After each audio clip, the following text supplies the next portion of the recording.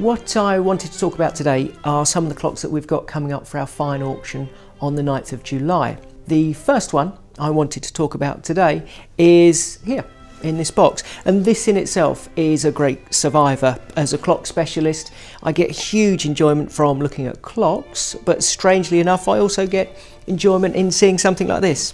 This is a solid mahogany case of the 1840s. It retains the original leather strap handle, perfectly practical, nothing fancy about it, there to do a job, and it's done it very well for 170 years.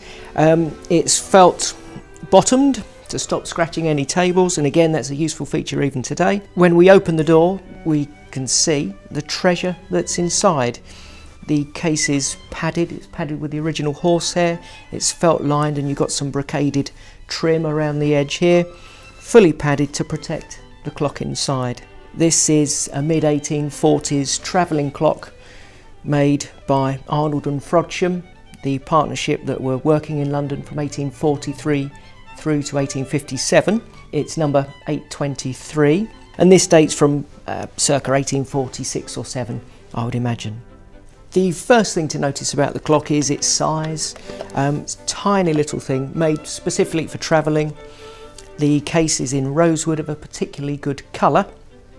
It sits on adjustable brass feet and has 5 glazed panels to allow viewing of the movement. The dial itself bears the signature Arnold and Charles Frodsham of 84 Strand and the number 823. That engraved inscription is set over the Roman enamel chapter ring. The chapter ring itself encloses the centre, and the centre is quartered. So it's divided into 4 sections, and here the engraver has really given free rein to his skill, to be honest with you. He's engraved each of the 4 quarters in a different engine turning. So it's just this type of attention to detail where you really see the man's skill in play coming into the fore. It's very, very strong. The chapter ring has the engraved centre, and then set around the chapter ring is the pierced mask, and it's set against a mirrored background.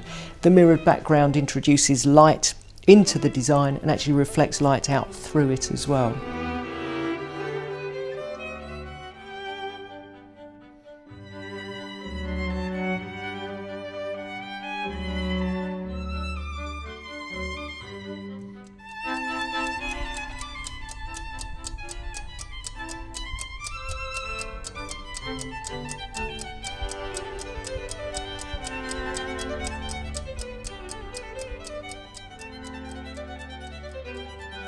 The movement is of 8-day duration.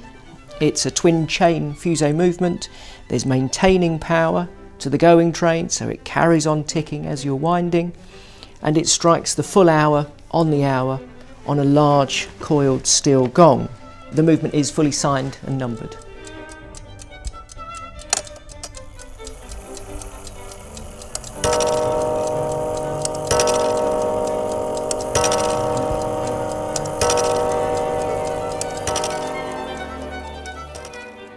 The market is still very strong.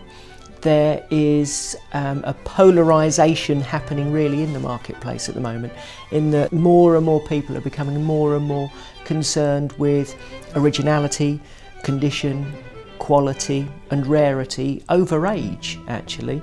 Clocks of the 17th century of course always will be very, very commercial. It's the beginning of the clock world that we see today, and there is a clock that I'll be talking about later by Samuel Knibb. This clock is a very exciting find not only for us here at Bonhams, but also the wider horological community.